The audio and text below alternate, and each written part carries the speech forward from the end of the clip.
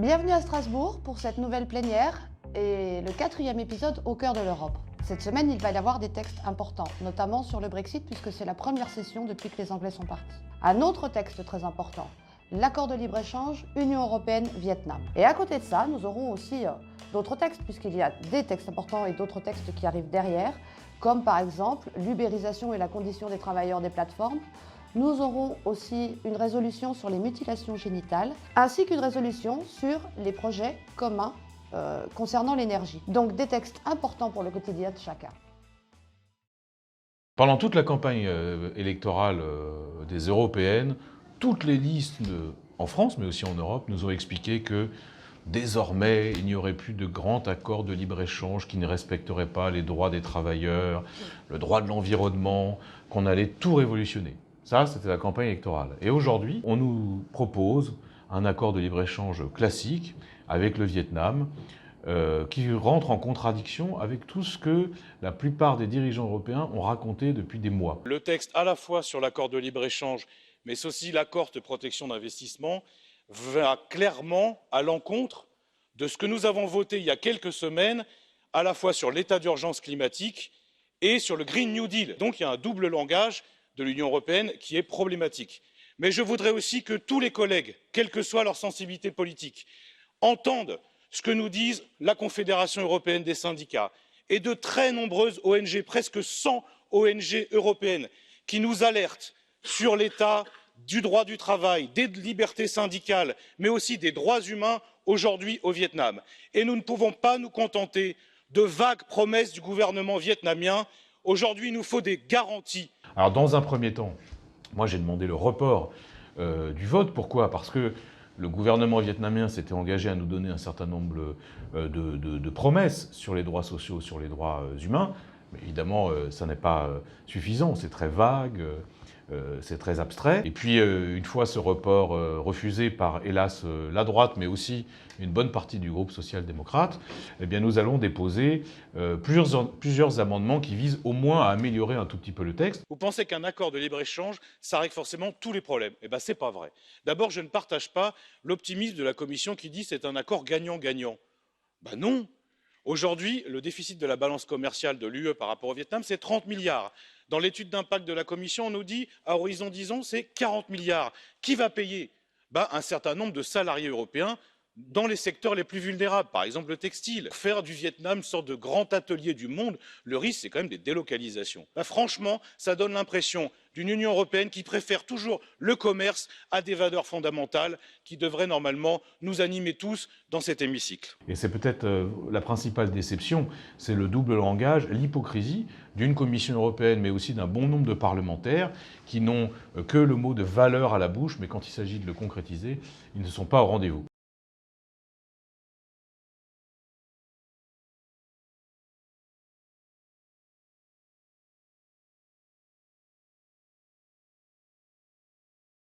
Cette semaine au Parlement européen, nous sommes appelés à voter pour confier à la Commission européenne un mandat dans les discussions avec le Royaume-Uni après le Brexit. Il y a quelques jours, l'accord de retrait des Britanniques de l'Union européenne a été entériné.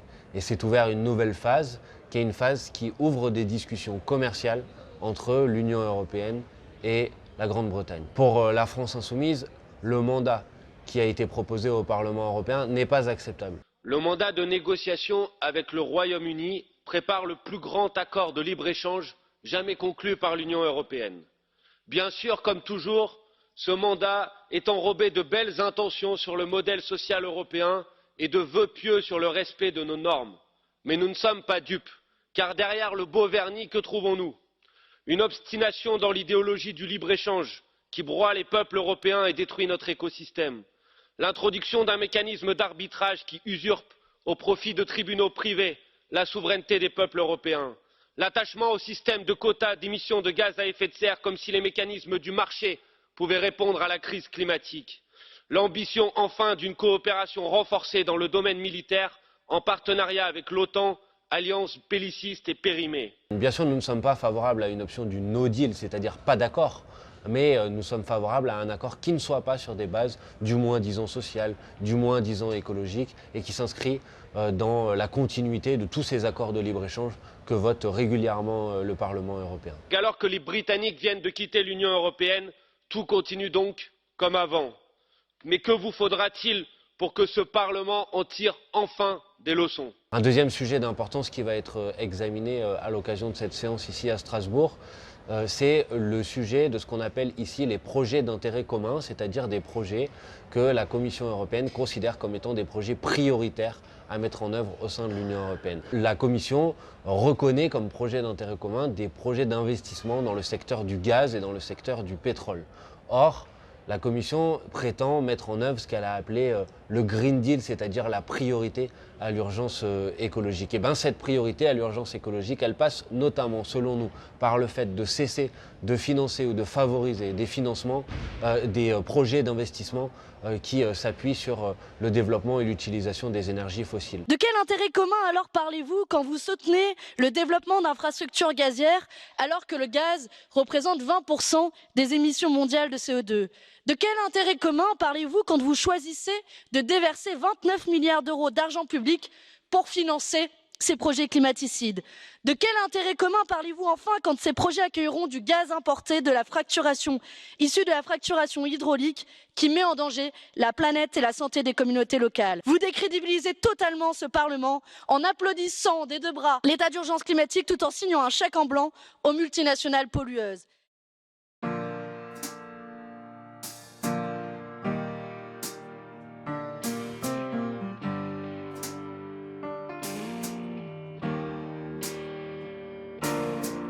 Depuis que je suis élue au Parlement européen, il y a un dossier sur lequel je travaille beaucoup, c'est la question des droits des travailleurs des plateformes, des chauffeurs Uber, des coursiers à vélo de Deliveroo. En fait, leur statut d'indépendant, c'est juste un moyen pour les plateformes de ne pas leur donner les droits dont bénéficient tous les travailleurs. Ils n'ont pas de congés payés, ils n'ont pas de protection sociale, ils n'ont pas tout le droit du travail, ils travaillent dans des conditions de sécurité, mais vraiment très lamentables. Donc moi je me bats au niveau européen, notamment dans le cadre de la commission emploi affaires sociales, pour qu'on ait une directive contraignante qui force les plateformes à reconnaître leurs travailleurs, c'est-à-dire les coursiers à vélo, les chauffeurs Uber, comme des travailleurs, des salariés comme les autres. La modernité, ce n'est pas les travailleurs jetables, sous-payés, sans protection sociale.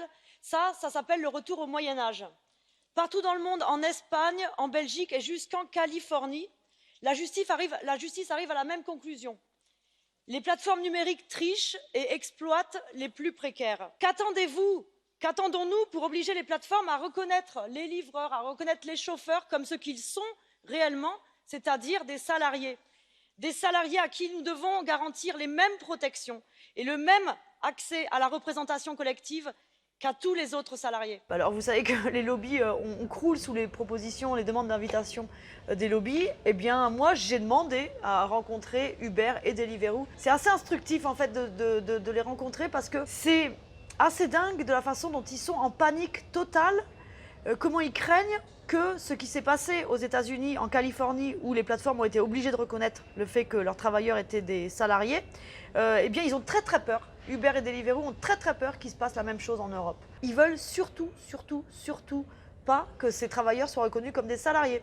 Donc si les lobbies Deliveroo ne veulent surtout pas qu'on continue dans cette direction, ça veut dire qu'on est dans la bonne direction. Pendant cette plénière, il y a deux textes sur lesquels j'ai travaillé vraiment d'arrache-pied. Le premier, sur une résolution qui vient d'être adoptée concernant les mutilations génitales. Le fait que cette résolution ait été adoptée aujourd'hui, c'est à nouveau un signal fort envoyé par le Parlement européen pour lutter contre les violences faites aux femmes. Quelques chiffres.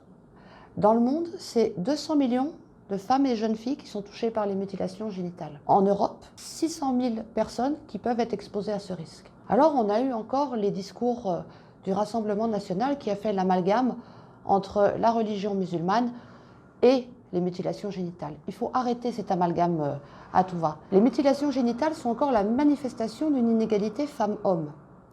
Et pour que ça n'existe plus, il faut simplement permettre aux femmes de pouvoir s'émanciper aussi bien financièrement que dans la vie de tous les jours. Le deuxième texte, c'était, alors je relis quand même le titre, c'était le processus de décision automatisé. Ça paraît très technique comme ça, mais je vais vous expliquer en 3 mots ce que c'est. Ça veut dire qu'aujourd'hui, ce sont des algorithmes qui gèrent nos vies, aussi bien pour les services publics, quand vous allez à la gare chercher quelque chose, dans les réclamations que vous faites sur Internet. Ces algorithmes, aujourd'hui, gèrent tout un pan de notre société et tout un pan de notre quotidien. Même si cette résolution allait dans le bon sens, elle était quand même, sur quelques points, particulièrement pusillanime. Quel point? Eh bien, il ne faut pas, absolument pas, que les prochains logiciels ou les prochains algorithmes, par exemple, puissent faire de la discrimination des plus fragiles. Et dans ce texte, malheureusement, c'était un petit peu frileux et peut-être pas assez ambitieux. Il y avait aussi ce point dans le texte qui n'était pas non plus très ambitieux, c'était sur une question de la transparence. Nous utilisons chaque jour ces algorithmes et ces logiciels sans même le savoir. S'il n'y a pas de transparence, ça n'est pas ce qui redonnera confiance à nos concitoyens et à nos concitoyennes. Donc cette résolution, elle est dans le bon sens, pour la protection des consommateurs, pour la protection des données personnelles, mais il y a quand même quelques éléments à rajouter à mon sens, parce que comme le disait Rabelais, science sans conscience n'est que ruine de l'âme.